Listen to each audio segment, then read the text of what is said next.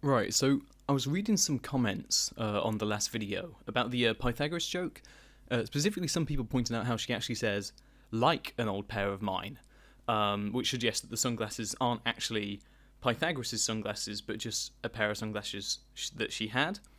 But what's interesting is if you go back and listen, you can hear that they actually redubbed those lines in. It's very distinct. It's the lines where she says, like an old pair of mine, I say mine. And you can tell because she's not facing the camera and her voice, there's like slightly less bass and slightly more treble in there.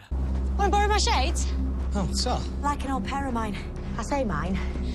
Can't remember who I borrowed them off now. They're completely different.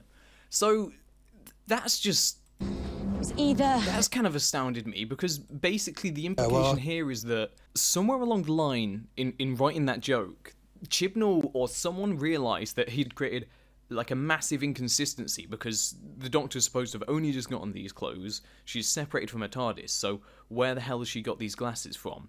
I mean, it's still, the answer's still a little hazy. I guess we can assume that maybe she got them in a charity shop and just thought they looked like the Pythagoras ones, but that kind of amazes me. Because I feel like usually ADR would be used to, to patch up like a more important inconsistency than ensuring that your kind of just juvenile Pythagoras drunk joke can play out. Oh, I forgot to put stuff in these pockets.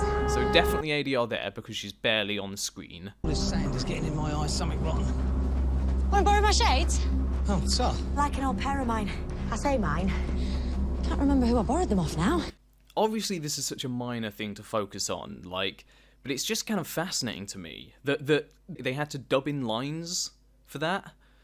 It's so weird, and it just kind of in some ways, just kind of reflects badly on the whole attitude. It's like how, unless this episode was meant to be different somehow. I mean, I've noticed that they haven't released the scripts they've only released the Series 12 scripts and The Woman Who Fell to Earth, but none of the other Series 11 scripts, and I don't know why that is.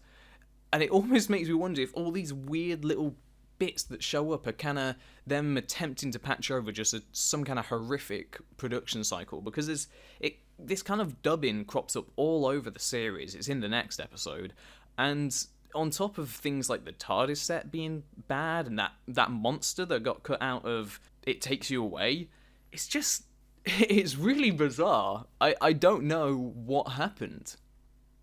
But anyway, so that's some fun.